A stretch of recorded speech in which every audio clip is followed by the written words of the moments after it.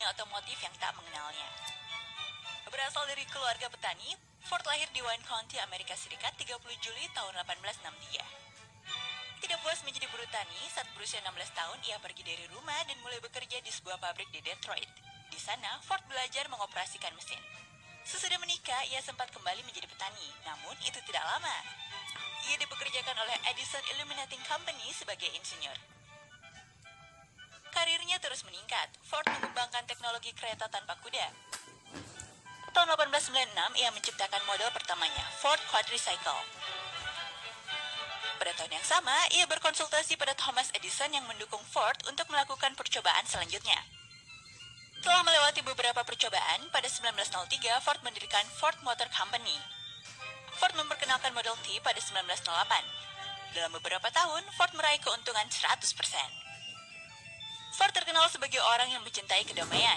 Ia tidak mendukung Perang Dunia Pertama. Ia bahkan membiayai kapal perdamaian ke Eropa. Pada 1936, Ford dan keluarganya mendirikan Ford Foundation yang menyediakan dana untuk penelitian, pendidikan, dan pengembangan. Ford adalah pengusaha terkemuka Amerika Serikat. Ia membangun perekonomian Amerika dan warisannya tetap hidup hingga abad berikutnya. Iwasaki Yataro, pendiri Mitsubishi ini lahir pada 9 Januari 1835. Sebagai keturunan samurai, Iwasaki terpaksa menjual samurai leluhurnya untuk menutupi hutang.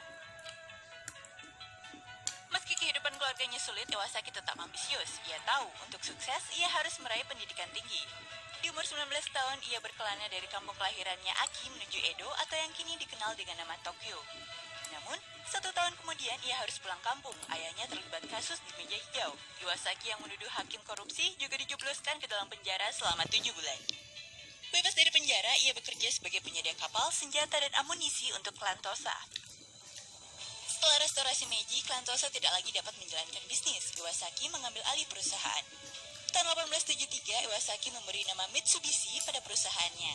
Kini, perusahaan yang berarti 3 berlian ini bergerak di bidang perkapalan, pertambangan, perbankan, asuransi, dan tentu saja otomotif. Satu lagi kisah pendiri perusahaan otomotif sukses dari Asia Timur, Chung Yu-yung. Pendiri Hyundai ini lahir di Korea Utara pada 25 November tahun 1915. Ju-yung adalah anak tertua dari keluarga petani miskin. Usia 18 tahun, ia pindah ke Seoul dengan harapan mendapat hidup yang lebih baik.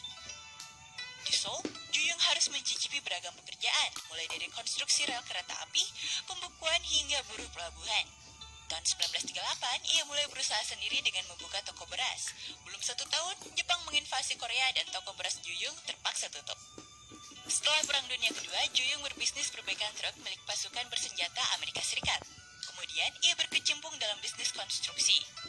Bisnis inilah yang membawanya menjadi pengusaha multimilioner dunia.